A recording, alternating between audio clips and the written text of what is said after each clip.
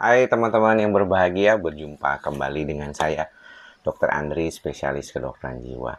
Pada kesempatan kali ini, saya mau bicara sedikit tentang bagaimana sih pasien-pasien gangguan kecemasan atau gejala-gejala psikosomatik itu bisa lebih baik ya, lebih sembuh, cepat.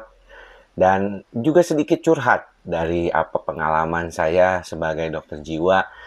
Sudah lebih dari 14 tahun ya, sudah masuk ke tahun 15 saya berkontribusi lah di dalam praktek kesehatan jiwa, khususnya berkaitan dengan masalah-masalah gangguan cemas, depresi, dan psikosomatik.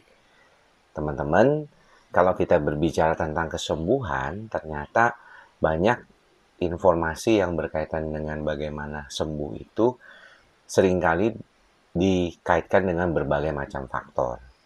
Jadi kalau misalnya dari sisi kedokteran jiwa ada penggunaan obat dan non-obat, misalnya dengan menggunakan psikoterapi, mungkin teman-teman juga banyak mendapatkan informasi berkaitan dengan kondisi ini dengan berbagai macam cara gitu. Misalnya ada yang pakai hipnoterapi lah, herbal lah, kemudian dengan berbagai macam teknik ya yang mungkin seringkali banyak ditanyakan juga di dalam praktek, dok boleh nggak sih pakai suplemen ini, katanya suplemen ini bagus, katanya ini baik gitu ya.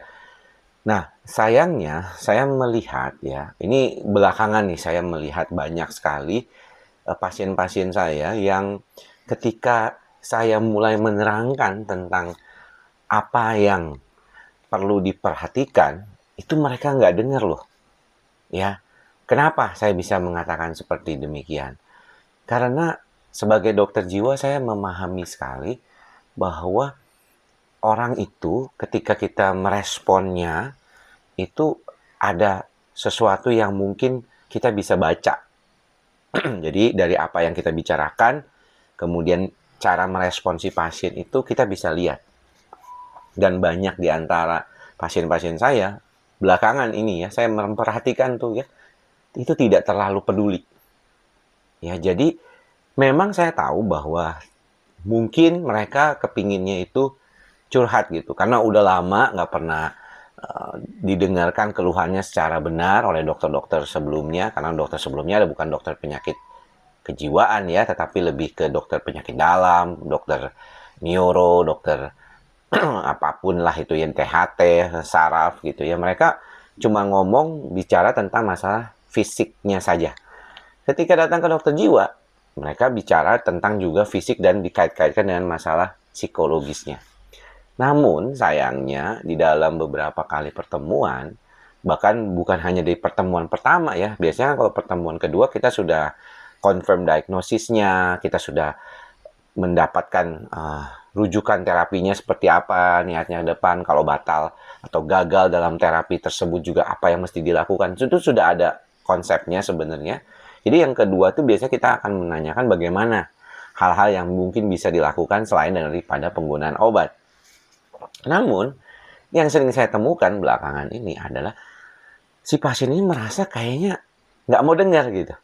Jadi, dia nggak mau mendengarkan apa yang disampaikan oleh dokternya dalam cara bagaimana mengubah proses pikir. Jadi kadang-kadang saya suka menarik gitu ya, kalau teman-teman suka bertanya, dok bisa nggak sih sembuh tanpa obat? Dok tolong dong dok, tanpa obat, jangan makan obat terus, saya udah ketergantungan nanti gimana gitu ya. Tapi ketika diarahkan, itu capek gitu, otaknya tuh kayak nggak mau denger gitu. Apa yang dibicarakan oleh si dokternya terkait dengan cara-cara non-obatnya. Jadi dilematis kan, ini sepertinya memang sering kita temukan pada pasien-pasien gangguan kejiwaan, ada ambiguitas gitu. Ambiguitas dalam arti dia kayaknya kepengen sembuh, tapi dikasih tahu cara sembuh itu tidak mau. Kenapa demikian teman-teman? Karena begitu lama sudah berada pada kondisi tersebut. Sudah terlalu lama si pasien ini mengatakan kepada dirinya itu bahwa akulah seperti ini, aku nggak bisa berubah, aku nggak mau berubah, tanpa dia sadari. Karena kalau ketemu kita ya pastinya kepengen, iya dok, saya juga kepengen baik kok dok, saya kepengen menerima kondisi ini dengan baik. Padahal kita cara kita kalau ngomong secara teoritisnya mungkin berbeda ya dengan kalau kita bicara di YouTube channel seperti ini. Kita bicara tentang ikhlas, sabar, dan sadar. Mungkin kelihatannya dok, cuma ikhlas, sabar, dan sadar, mas saya juga tahu lah, nggak usah diomong-omongin mulu. Tapi Anda tahu nggak, kalau saya di dalam praktek keseharian saya, itu kita jelaskan secara detail, patient to patient itu. Jadi pasien yang seperti ini itu, gimana nih cara ikhlas, sabar, dan sadarnya? Apa sih yang mesti dilakukan? Jadi benar-benar tailor-made gitu ya, terkait dengan kondisi tersebut di pasien ini gitu. Nah, ini kadang-kadang nggak didengerin. Jadi saya seringkali menjelaskan kepada pasien, dan kemudian saya sometimes menegur juga gitu ya. Pak, boleh nggak didengarkan dulu baik-baik? Jangan dipotong dulu kalimat saya. Karena nantinya nggak lengkap.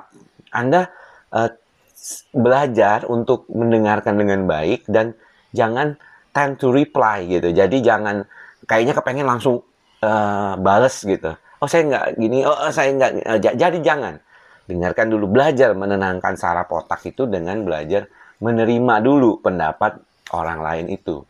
Karena itu untuk kepentingan teman-teman juga, pasien juga gitu, bukan untuk kepentingan siapa-siapa gitu ya. Jadi sama juga ketika kita memberikan pengumuman di Instagram atau di di mana ya, saya biasa di Instagram ya.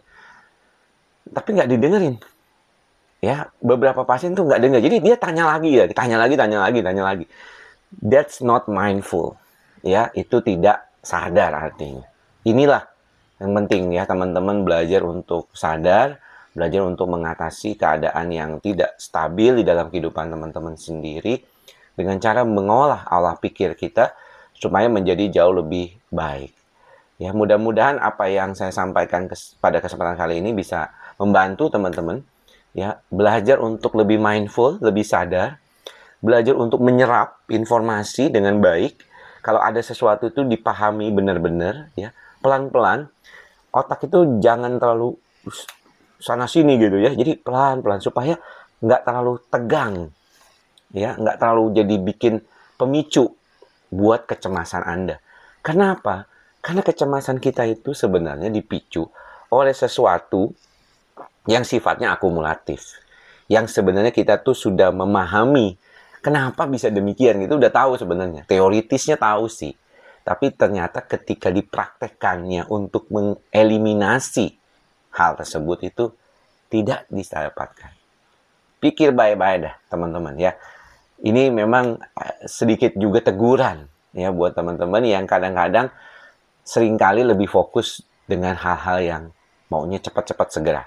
Ataupun kayaknya kepengen semuanya yang penting dia yang didengarkan. Nggak masalah, saya ngerti teman-teman akan begitu ya, karena mungkin sudah lama mengatakan pada dirinya kenapa saya begini. Tapi tolong, mudah-mudahan teman-teman bisa membantu diri teman-teman dengan baik supaya kedepannya bisa lebih sehat tentunya ya. Oke, thank you ya teman-teman yang sudah mendengarkan sampai sekarang. Semoga semua makhluk berbahagia. Salam ikhlas, sabar, dan sadar. Salam sehat jiwa. Bye-bye.